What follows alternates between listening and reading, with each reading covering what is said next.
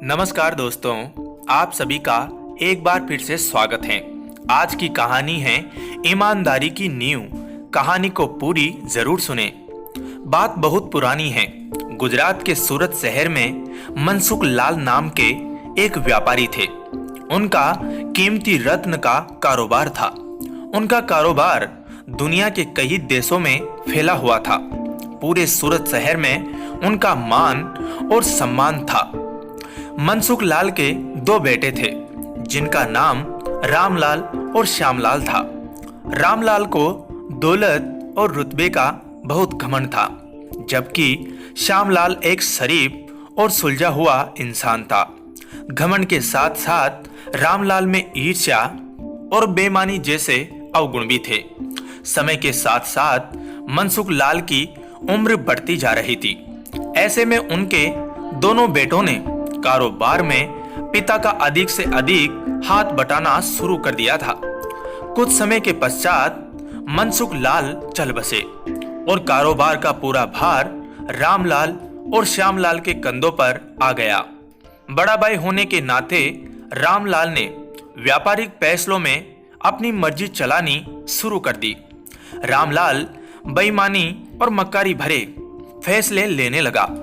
असली रत्न के नाम पर वह नकली रत्न का व्यापार करने लगा, जिससे उसका मुनाफा बढ़ने लगा। इस मुनाफे से उसका बाकी बचा चरित्र भी काला हो गया। दौलत के घमंड में वह परिवार में उन्मादी जैसा व्यवहार करने लगा। दूसरी तरफ शरीफ और सुलझे हुए श्यामलाल को शुरू में रामलाल की बेईमानी का पता तो नहीं चला, परंतु जब उसने उसके व्यवहार में परिवर्तन देखा तो पूरे माजरे को समझने में उसे ज्यादा देर नहीं लगी। रामलाल की करतूतों से श्यामलाल को बड़ा दुख हुआ। उसने रामलाल को समझाने और सही रास्ते पर लाने की कोशिश भी की, परंतु वह नाकाम रहा। उल्टे रामलाल श्यामलाल से खफा हो गया और व्यापार में बंटवारे का बहाना ढूंढने लगा। बंटवारे में भी उसने बेईमानी की साजिश रची, घर में कलह का माहौल पैदा किया। अंततः रामलाल अपनी साजिश में सफल रहा और श्यामलाल के हिस्से के व्यापार पर भी वह कब्जा कर बैठा। रामलाल के व्यवहार से दुखी होकर श्यामलाल ने शहर में दूसरी जगह अपना ठिकाना बनाया और रतन के अपने व्यापार को नए सिरे से शुरू। ईमानदारी की नींव पर शुरू हुआ श्यामलाल का व्यापार जल्दी ही चल निकला। एक तरफ जहां श्यामलाल की ख्याति देश और विदेश में बढ़ने लगी, वहीं दूसरी तरफ रामलाल की करतूतों की पोल खुलने लगी थी। नकली रत्न के व्यापार के कारण रत्न बाजार में रामलाल की साख को जोरदार धक्का लगा और उसके व्यापार का दायरा सिमटने लगा। अंततः नौबत यहां तक आ गई कि बाहर क्या, अपने शहर का भी कोई व्यापारी रामलाल का नाम लेने से भी तौबा करने लगा।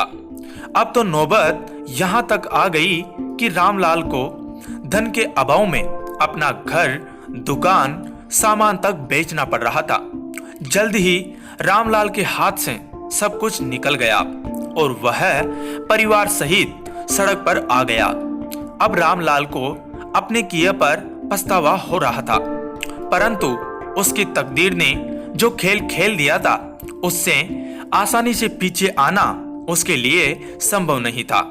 दूसरी तरफ श्यामलाल की तकदीर का खेल था, जिसकी बदौलत वह रंक से राजा बन गया था। जब रामलाल की बदहाली की खबर श्यामलाल को लगी तो उसे बड़ा दुख हुआ। पुरानी बातों को भूलकर वह भागा भागा अपने बड़े भाई रामलाल के पास पहुंचा और रामलाल के लाख मना करने के बाद भी उसे परिवार सहित अपने पास ले आया। यह भी तकदीर का ही खेल था कि जिस भाई के साथ रामलाल ने बदसलूकी कर उसे सड़क पर पहुंचा दिया था, वही भाई आज उसे सड़क से उठाकर अपने घर में ले आया था। तकदीर कब किसके साथ क्या खेल खेल दे, इसका अंदाजा कोई नहीं लगा सकता। हाँ, इतना जरूर है कि आपके कर्म ही आपकी तकदीर लिखते हैं। जिस तरह रामलाल और श्यामलाल के कर्मों के आधार पर तकदीर ने उसके साथ खेल खेला था, इसी तरह अच्छे कर्म करते रहना चाहिए। क्या पता कल तकदीर आपके साथ क्या खेल खेल जाए। इसलिए कहते हैं तकदीर का खेल निराला है। आपका धन्यवाद दोस्तों। फिर मिलूंगा एक नई कहानी के साथ। तब तक के लिए जय हिंद, जय भारत।